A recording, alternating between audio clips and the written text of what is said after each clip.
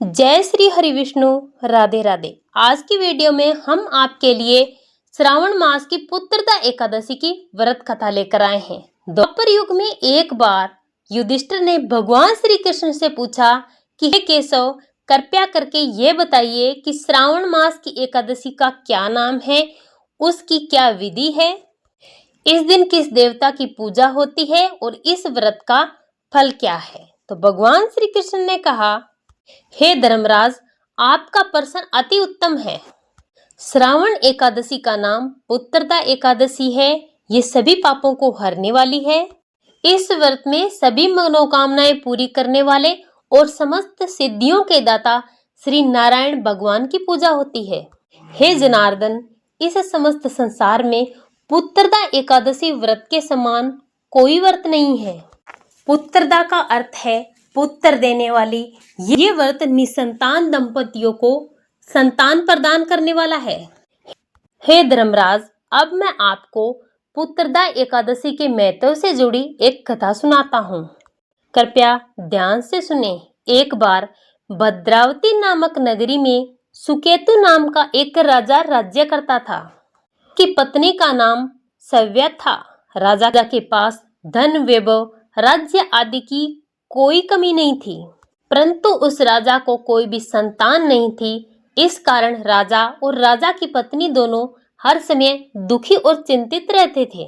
राजा और रानी हर समय एक ही बात सोचकर चिंतित रहते थे कि हमारी संतान के बिना हमारा पिंडदान कौन करेगा, पितरों और देवताओं का ऋण मैं कैसे चुकाऊंगा। अवश्य ही मैंने पिछले जन्म में कोई बड़े बुरे कर्म किए हैं, इस कारण मुझे पुत्र नहीं है। राजा को इस चिंता में डूबे देख रानी सव्या भी हर समय चिंतित रहती थी।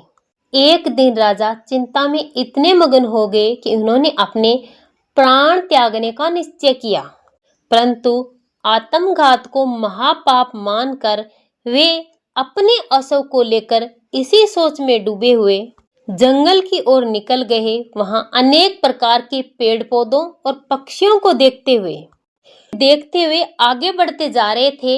वन में राजा ने हाथी, मादा और उनके बच्चों को देखा। हिरण को भी अपनी मादा और बच्चों के साथ देखा। इन्हें देखकर राजा सोच में पड़ गए कि मैंने कई प्रकार के यज्ञ भी किए, ब्राह्मणों को भोजन भी कराया, फिर भी मुझे निसंतान होने का दुख प्राप्त हुआ। मैं क्या करूं? ऐसा सोचते हुए राजा आगे जंगल में चलते गए। आधा दिन बीत गया। राजा भूख और प्यास से व्याकुल थे। पानी की तलाश में वे भटकते हुए एक सरोवर की तरफ गए। उस सरोवर में कमल पुष्प खिले हुए थे तथा बतखें विहार कर रही थी। राजा ने चारों तरफ नजर घुमा के देखा तो सरोवर के एक तरफ मुनियों का आश्रम बना हुआ था और उसी समय राजा का दायां अंग फड़कने लगा और राजा ने उसे शुभ संकेत समझा और घोड़े से नीचे उतरकर उन ऋषियों के आश्रम में गए। आश्रम में पहुंचकर राजा ने ऋषियों को प्रणाम किया और वहां पर बैठ गए। राजा को देख मुनियों ने प्रश्न किया, हे राजन, आपकी क्या इच्छा है?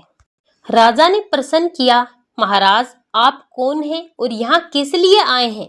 तब वे ऋषि बोले, राजन, आज से 5 दिन बाद संतान देने वाली पुत्रदा एकादशी है। हम विश्व ऋषि हैं और इस सरोवर में स्नान करने के लिए आए हैं। ये सुन राजा बोले, हे ऋषि, मेरे कोई संतान नहीं है। अगर आप मुझसे प्रसन्न हैं तो आप मुझे संतान प्राप्ति का वरदान दें। ये सुनकर ऋषि बोले, हे राजन, श्रावण मास की एकादशी का नाम पुत्रदा एकादशी है। ये निसंतान को संतान प्रदान करती है। आप अवश्य इस पुत्रदा एकादशी का व्रत करें और भगवान की कृपा से आपको पुत्र रत्न की प्राप्ति होगी। ऋषि की बात सुनकर राजा को संतोष हुआ। महल में वापस जाकर राजा ने रानी सव्या को सारी बात सुना दी और श्रावण मास की पुत्रदा एकादशी के दिन राजा और रानी ने विधि विधान से एक साथ एकादशी का व्रत किया और द्वादशी के दिन पारण किया। कुछ दिनों समय बाद रानी सव्या ने गर्भ धारण किया। 9 महीने बाद राजा के यहाँ एक तेजस्वी पुत्र का जन्म हुआ। वह राजा अत्यंत सुंदर, तेजस्वी और प्रजा का पालन करने वाला राजा बना।